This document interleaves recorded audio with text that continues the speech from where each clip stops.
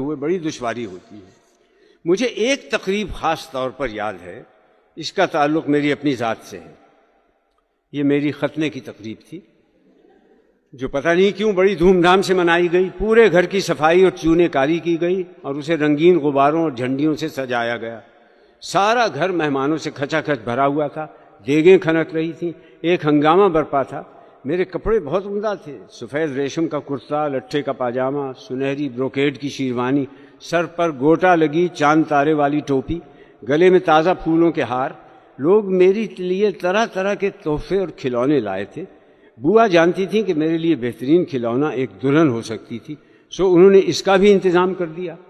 ایک دور سے آئی ہوئی میرے رشتے کی کم عمر خالہ کو رنگین کپڑے پہنا کر ہار پھولوں سے تیار کر کے دلہن بنا دیا گیا۔ یہ میری زندگی کا سب سے بڑا دھوکہ تھا۔ ادھر میں زرق برق کپڑے پہنے اپنی دانش میں دولہا بنا ہوا تھا۔ حمید ماموں مجھے گود میں اٹھائے پھر رہے تھے۔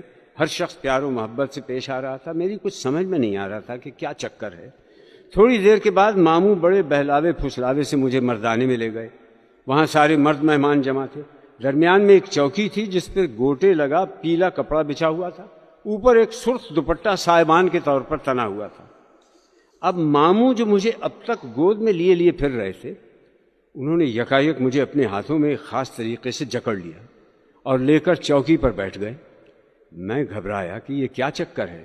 سامنے دیکھا کہ محلے کا نائی فرش پر اس طرح اور اس قسم کی خطرناک چیزیں پھیلائے بیٹھا ہے۔ میں نے روحانسا ہو کر کسمسانا شروع کیا۔ ہر طرف سے شاباش شاباش، بڑا بہادر بیٹا ہے کی آوازیں آ رہی تھیں۔ اب میں نے مچلنا اور رونا شروع کیا۔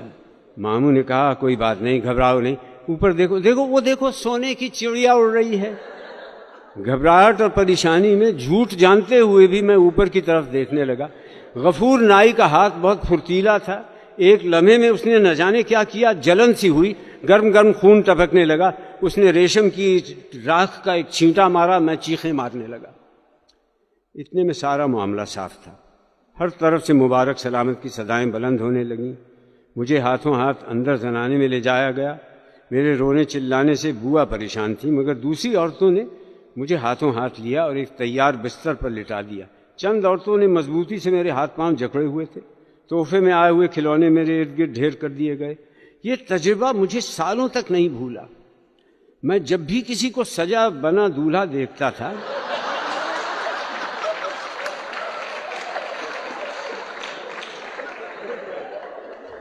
تو ہیبت طاری ہو جاتی تھی کہ اب اس کے ساتھ بھی یہی کچھ ہونے والا ہے۔ جب ذرا بڑا اور سمجھدار ہوا تو معلوم ہوا کہ دولہا بننے کے اور بھی کچھ فوائد ہیں۔